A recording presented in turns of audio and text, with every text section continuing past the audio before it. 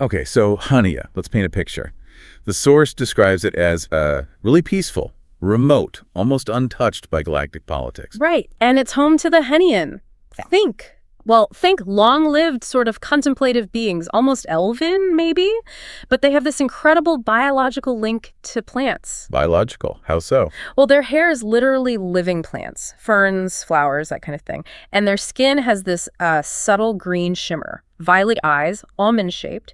It's described as a deep symbiosis with their world's flora. Wow. Okay, so not just gardening, it's part of them. Exactly. And Sarah, she's like the perfect example. 3 centuries old, mostly spent farming, communing with nature, slow metabolism, very deliberate life. Serene. Until the Groks show up, aggressive ships, descending fast, and the real kicker, Hania's early warning systems just fail completely. Oh, wow. So total surprise attack. Total surprise. And they do the logical thing, right? They call the Galactic Alliance.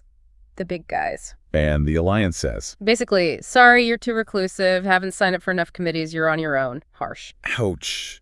Especially because, didn't the transcript mention the Hanians actually helped the Alliance before? And it did. That's the irony. Hanian botany and medicine apparently saved Alliance worlds from plagues or famines in the past. Now, when Hani needs help, nothing. So, abandoned by the big Alliance, what does Sarah do? Desperation sets in. She sends a message, not to the Alliance, but to Earth.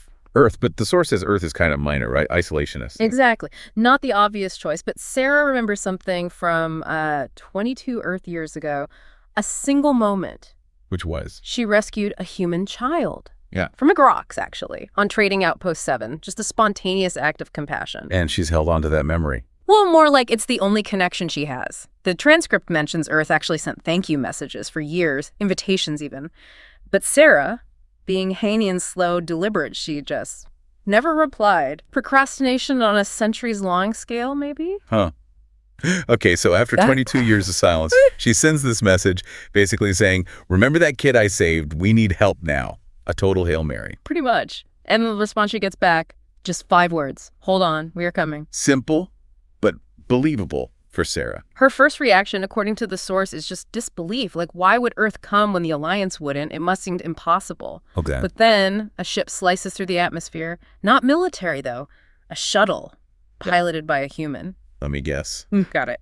The pilot is Logan Petrov, and he recognizes Sarah. No way. He's the kid. He's the kid, the one she saved on Trading Outpost 7. Okay, that feels like a movie plot twist. How did he even get there? How did Earth mobilize? Logan explains it. Sarah's message. It didn't just go to some government inbox. It somehow went viral on Earth's networks. Viral. A distress call from an alien. Apparently. Huge public outcry. People demanding action, demanding they help the alien who saved one of their own years ago. The pressure was immense. So people power, basically. Yeah. Forced the government's hand, even an isolationist one. Seems like it. It highlights a real difference, maybe. Alliance, bureaucracy, rules. Humanity, in this story, emotional response, mass action. Okay, so what kind of fleet shows up? Not warships, you said? Get this. The flagship.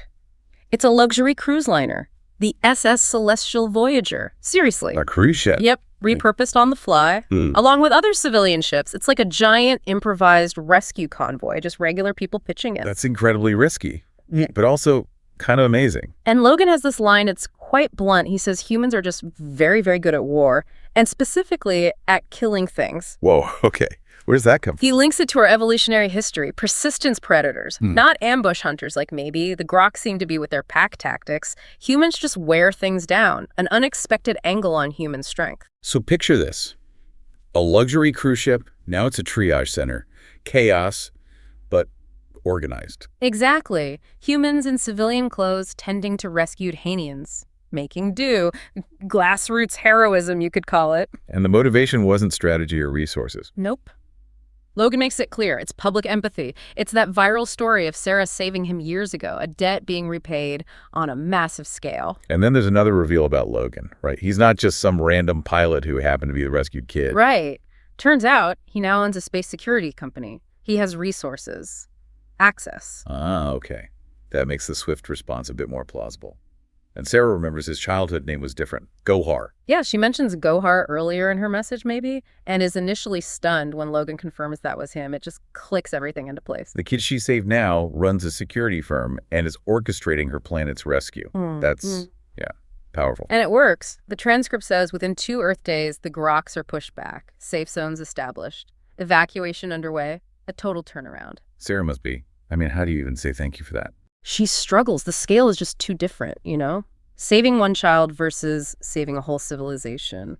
How do you balance that? So what does she do? She gives him something incredibly significant in Hanian culture. A symbiotic flower from her own hair. From her hair. Well, yeah. Remember, the plants are part of them. Giving a flower like that, it's described as the highest form of respect, of thanks, like sharing a part of herself. How does Logan react? Is he weirded out? Confused at first, naturally, but he gets the significance, accepts it really respectfully, puts it carefully in his breast pocket, and the other Hanians watching, they understand. They see the depth of the gesture. That's a beautiful moment of connection. It really is. And Logan promises it's not over. They'll help with reconstruction. He'll personally check back in on Sarah. And her farm? Was it destroyed? Minimal damage, apparently. So there's that bit of personal good news amidst the larger crisis. Okay, let's wrap this deep dive up. Key takeaways. For me, the biggest is how one small act, saving that child, rippled out across decades and light years to save an entire species. The unforeseen consequences of compassion. It's huge. Definitely.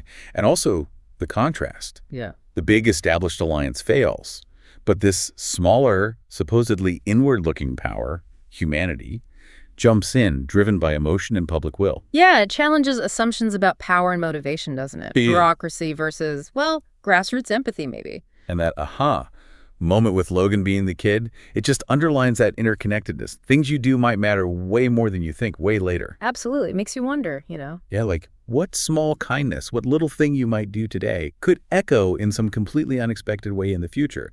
Could something this improbable, this profound, actually happen? It really makes you think about gratitude, debt, and how connections form, sometimes against all odds. A really compelling story to dig into. Lots to chew on there.